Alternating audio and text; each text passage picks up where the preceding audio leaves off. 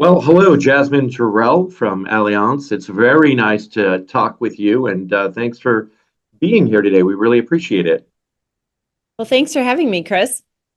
You have been for a while and continue to be such a great representative of social capital and the idea of people-centric business, respecting your people, your customers, your employees, even beyond that, people in the community. So first of all, I just want to thank you for doing business that way and being such an authentic social capital leader. Well, thank you. I appreciate that. And I think it, fits well with what our company does and what our kind of mission and purpose is how do we help people live successful, financially healthy lives? And I think that starts with how the organization's aligned around helping people be, empowered to do that well. So real quickly, and then we're going to bounce into a couple of specific ideas. Why do you personally believe in this so much and believe that taking care of your people are so important? Because obviously your company believes this, but you have really exhibited such a personal commitment to it yourself. And I would love to just get you in your own words saying, why do you believe in this so much? Sure. Well, I think it's because I've really seen the power and the impact it can have. And I think, having experienced firsthand that if you do the right thing to create a healthy culture, let people, have the tools and resources that we can provide as a company to be successful and thrive, that does drive better business results and better outcomes for our customers. So I've worked in financial services for a long time. Most of my, the last 15 or so years has been with Allianz, but I've also worked in some other organizations where I've seen different approaches to this. And I do believe taking a really employee-centric approach to kind of how we're designing both the way we work and then the resources we provide is really key to letting employees thrive. And when employees thrive, it has great benefits for the customers that we serve. And you get that feedback on an ongoing basis, I assume? Yeah, we have a number of ways to solicit feedback from employees about kind of what's working and what they'd like to see us do differently. We do formal engagement surveys with employees. Those happen. There's a big annual survey, and then we have some quarterly pulse checks with employees. We also have a lot of other ways of getting feedback. So one of the things I enjoy doing personally in my role is I will sit down with a group of employees from a cross section of the organization, different functions, different years of service with the company, and just have a very informal lunch or coffee chat and say, like, what's on your mind? And it's really interesting to hear firsthand stories from employees about, here's something that the company did that really helped me be successful, either in my professional life or my personal life, or here are things that I really value about the experience. And for me, that's really motivating and inspiring about the role that we can play, as an organization to help bring those resources to bear for people. Wow, I was just thinking what you just said, that's got to make you feel great working for that company and knowing that you're being a part of that. Well, absolutely. And I think one of the traits or one of the characteristics of our culture that I really enjoy is I think we are a very authentic culture. Maybe some of that's our Midwest roots. Maybe it's, just some of the leadership that we have in the organization. And that helps to foster and create that culture as well. But I think that allows employees to give real feedback. And, they're also very open to tell us when we need to do things differently or things need to change. And I think that open line of communication and, really fosters a good environment to keep a pulse on what works and what we need to keep evolving. And, the needs of employees and their families and customers are changing all the time. I think we had a conversation, maybe it was last year, about life sort of pre-COVID and life after COVID. That's such a marker for so many of us as we think about our work and the world. But, I think we have to constantly keep our ear to the ground and hear from employees and the other stakeholders we work with about what they need now, so we can be relevant too. And that's definitely been a fun journey. Well, speaking of that, being attentive and listening and adapting and we had a well-being article that we just did recently, and you were a part of that, and we honored you for that. And we included some of your thoughts in that, and they were awesome. And along those lines, that you said recently you enhanced, quote unquote, enhanced a number of your wellness benefits, including adding a licensed mental health provider to your on-site health clinic staff, which I mean that is so huge. And you've got a couple of other ones that I want to talk about. But just the idea of having that available, I've talked to so many people and so many social capital leaders who have said that, one of the probably the number one issue that they've heard from their employees is that they're struggling with mental health issues ever since the pandemic, especially. So I think that's extraordinary that you did that. What led you to doing that? It was actually a whole host of things. I didn't actually have necessarily employees surface the idea in exactly such a direct way, but in talking to employees over the course of the last year or two, it became evident that there was a growing need here. We also, like many companies, I think, have been really talking to employees about techniques and strategies for building resilience and kind of working in this new hybrid world. And kind of a theme that came out in some of those conversations was just that working in a different way can generate different types of stress. And there's a lot of social pressures that people face during the pandemic that I think a lot of folks are still dealing with. One employee I talked to as an example, he is a single person, and he's lived by himself for a long time, and he was talking about how it's taken him a while to adjust to kind of a new way of kind of interacting and working with people back at the office. He was kind of going back and forth between sometimes feeling lonely and sometimes, really craving more sort of social interaction, and then also getting kind of exhausted, like, wow, this is a different routine now, a couple of years post-COVID, and just kind of how to navigate all that. And we also have really worked hard to promote our mental health benefits for employees. I'm proud that we have very, robust benefits for employees to address mental health needs. And there's a ton of statistics that show that early intervention and making access to that care easy is really critical to helping to, resolve or support smaller problems before they become bigger. And so that data to me was also super compelling to say, all right, well, how can we make it easy for people? The easiest thing we can do is make it available right here on campus. And that removes some barriers to access that might make it more challenging.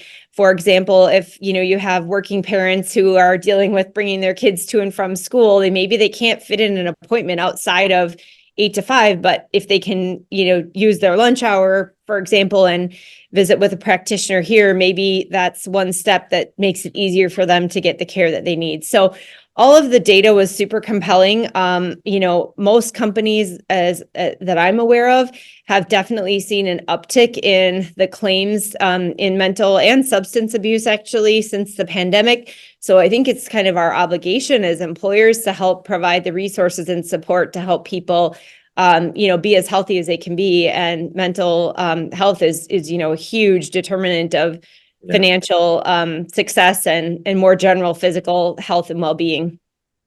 I love what you just said. I want to key in on that word obligation because, one of our viewpoints here at the Center for Social Capital is the idea that, look, we're in a new world. We're in a different world. Whatever the ways that society worked before it's clear that some of them aren't working anymore. And when it comes to mental health, I think it's one of the greatest signs of that and issues of that and problems that's come from a changing world.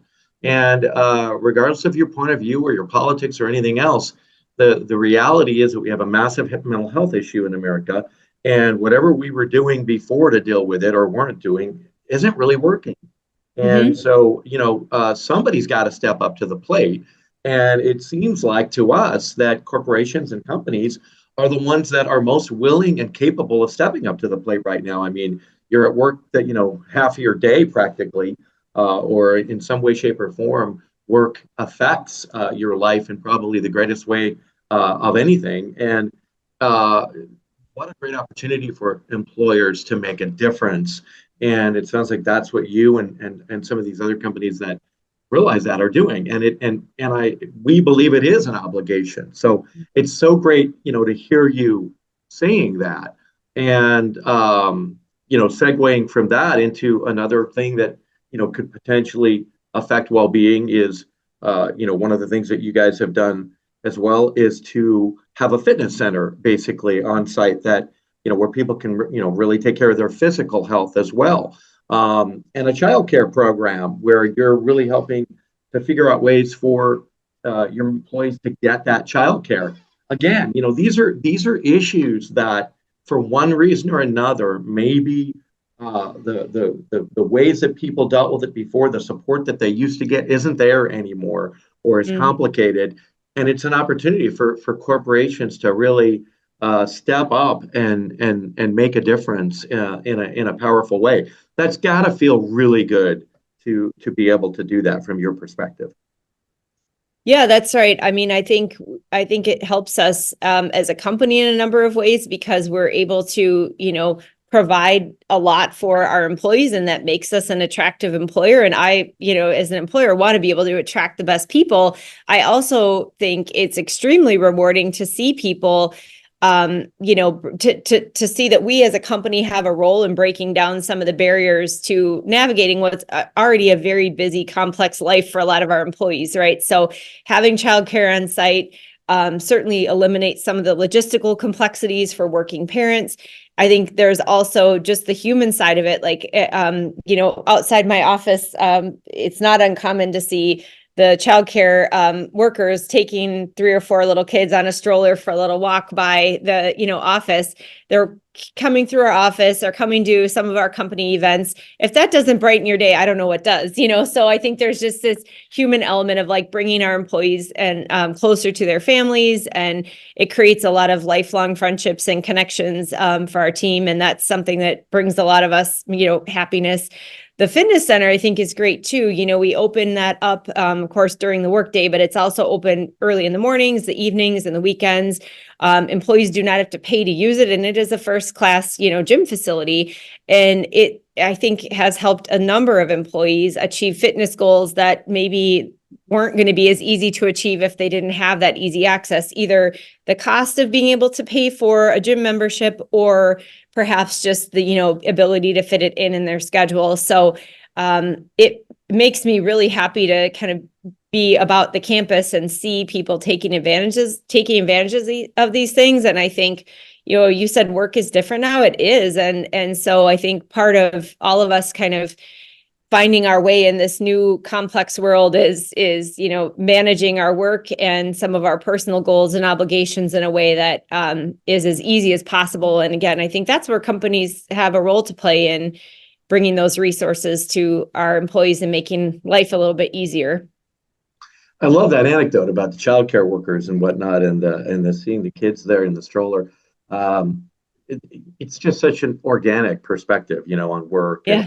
I think we maybe used to think of work as a place just to work, but it's a place to thrive if you do it right. And you guys are definitely doing that right, and going beyond what may have been before what were thought to be the obligations of an employer, and not just saying what do we have to do, but what can we do to help.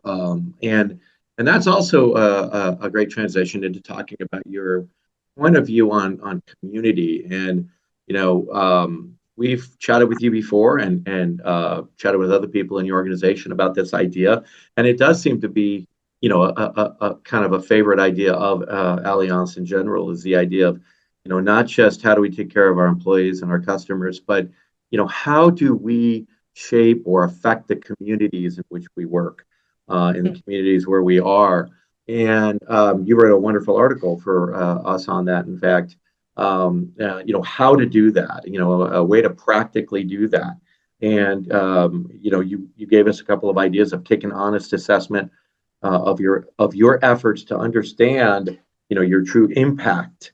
And tell us a little bit about your personal perspective on why you think it's important to go beyond customers and employees, really affect the communities that you're in and have an impact on them? Sure. I think, it comes up back a little bit to what I was saying before about the roles that I think companies have to give back and be part of creating a healthier ecosystem that we're all a part of. And of course, community is a really important part of that. When I think about it, specific to Allianz, one of the things that's helped me think about how to approach it and also how to have an impact is what are the things as an organization that we're really good at and where can we make the biggest difference? So, as you know, our business is really focused around creating financial security and financial wellness, and we have a lot of expertise in that area. So that's a natural place then for us to lend our employees volunteer time, commit money and dollars and find ways that we can help to create financial wellness and stability in parts of our community where that's a bigger challenge. So as an example of that, we've been really involved in supporting some of the nonprofit organizations that are here locally in the Twin Cities where we live and work. With small business owners, for example, there's a Black, Latino women small business owner organization that we work with. We help provide funding and resources for these businesses to get up and running, coaching and financial counseling around sort of how to build a budget and manage the business. And it's a way that we can really make a visible, tangible difference and use our expertise in a way that's really meaningful. I think it's also important for employees to have ways that they can get involved in things they're passionate about. We do a lot of work to help train and support employees in joining nonprofit boards, and then we provide some financial support to the organizations where our employees serve. It's a great leadership opportunity for employees, but things like that also give people a chance to pick an area they're really passionate about. So they're able to give back in a way that they're, they find most meaningful. And I guess the last thing I would say is I think there's so many different ways to get involved. There's obviously, traditional philanthropic efforts. There's things like volunteer hours.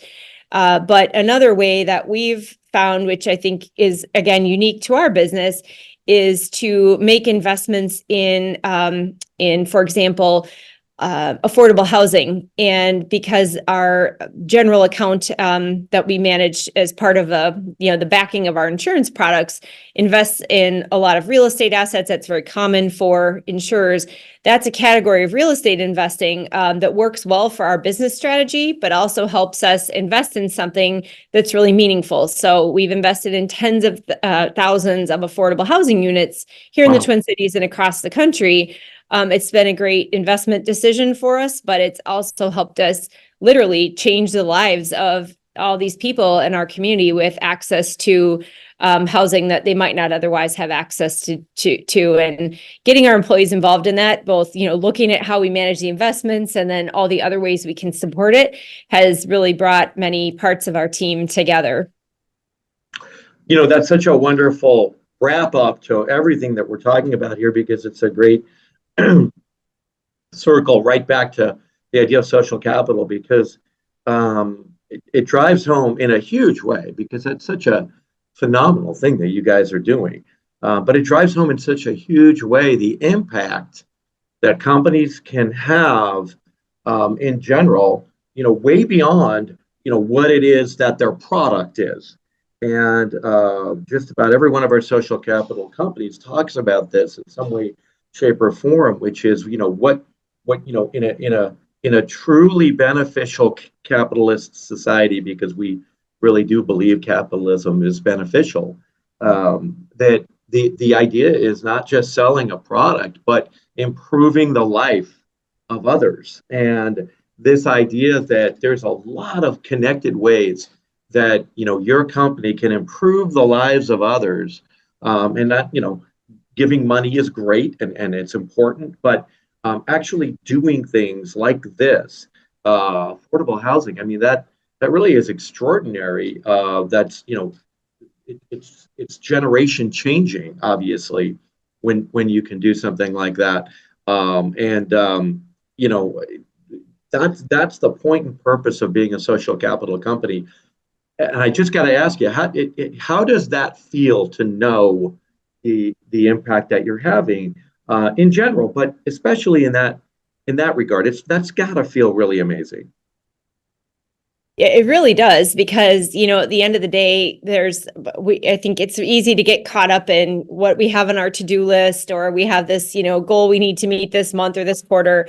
But, when you really can take a step back and say, I'm a part of creating something bigger that's going to provide financial security and stability for families who might not otherwise have access to it. I mean, that's something to be really proud of. And at the end of the day, one of the things I love about insurance, I love about financial services as an industry, is that we're really able to make a difference. But it is our obligation to use those resources we have and the dollars we have available to invest, I think, to obviously make the right decisions for our business. That helps our business be healthy and thriving.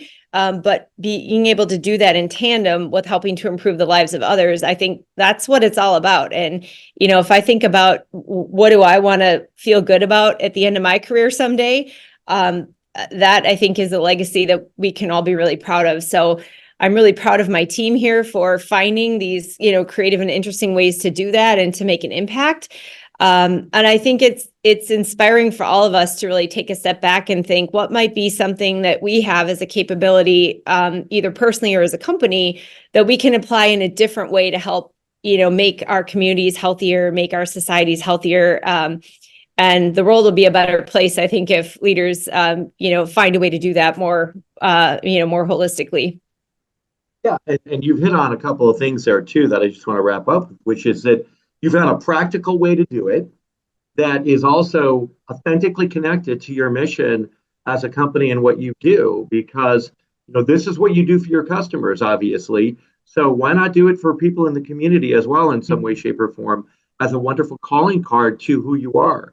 So that's just so perfectly fitting, and I love what you're doing. So thank you so much, Jasmine, for taking the time that you took today and for continuing to do what you do in so many ways, because it's companies like yours that really are making the nation and the world a better place. So thank you. Well, thanks, Chris. And thanks for getting the word out. I love reading the different articles and things that you're posting and hearing the stories of other companies. I think that's also very inspiring for us. So thank you for your leadership as well. All right, Jasmine, we will look forward to talking to you again soon, I am sure. All right. Thanks, Chris. Take care.